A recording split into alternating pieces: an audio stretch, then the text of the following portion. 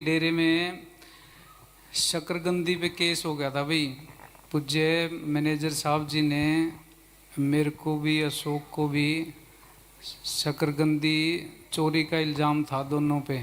फिर पिटाई हुई थी, मेरी तो कम हुई, मैं तो बच्चा था। इसके अशोक के पड़े थे दो तीन। क्या बात थी बता। पिटाई तो नहीं हुई। क्यों मैंने साहब ने कुंडी मारी नहीं हैं? हिंदी तो नहीं मारी। और क्या लड़े मार थे। हैं? लड़े थे हाँ दोनों। चलो बता अब क्या हुआ था। तो जी वो रामू महात्मा जी वो माइक में बोल। हाँ रामू महात्मा जी जो डेरे में रहते थे पहले, तो जी वो शकरकंदी लेके आए थे। वो शकरकंदी तो लेके थोड़ी मोटी एक दो बची हुई थी जी। तो ये महात्मा अपने बाबा जी कहो पहले उनको महात्मा जी।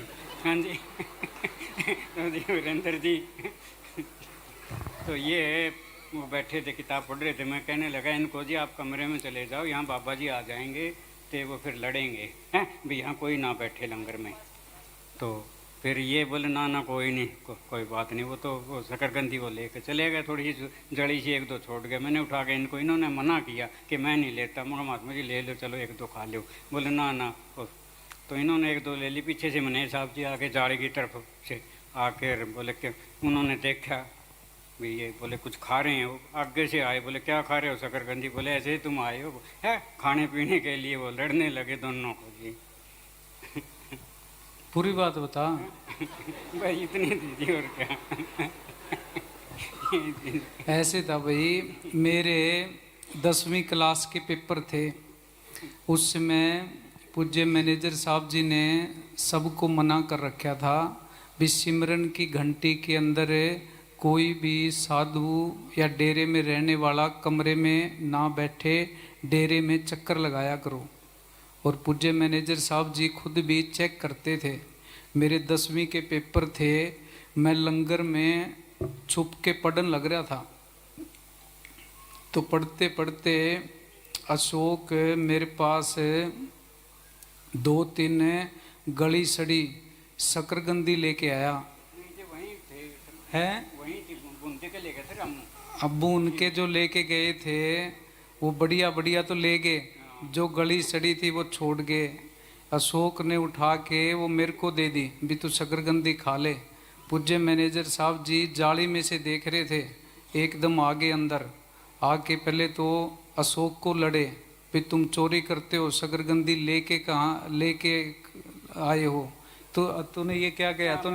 मैं कहने लगा जी भाई यहीं पड़ी थी जी। बोले वो कल ना कुछ और पे होना वो भी खा लेना। वो राजेंद्र महात्मा जी ने ये अशोक कहने लगा पूज्य मैनेजर साहब जी इस पे गर्म हो गए, केस बन गया शकरकंदी का। अशोक से पूछा भी तुम शकरकंदी लेके कहाँ से आए हो। ये कहने लगा जी यहीं पड़ी थी। पूज्य मैनेजर साहब जी कहने लगे भी यहाँ कहाँ से आ गई, सच बता तू लेके कहाँ से आया है। ये भी बेचारा सच्चा था क्योंकि शकरकंदी तो वहीं मिली थी। था क्या, पूज्य मैनेजर साहब जी के लांगरी थे राजेंद्र महात्मा जी, रामू, एक दो लड़के थे महमदपुर रोई के जोड़ी। वो चारों उन्होंने शकरकंदी भून के ऊपर से आई थी पूज्य मैनेजर साहब जी के कमरे से, वहाँ शकरकंदी भून के ले गए।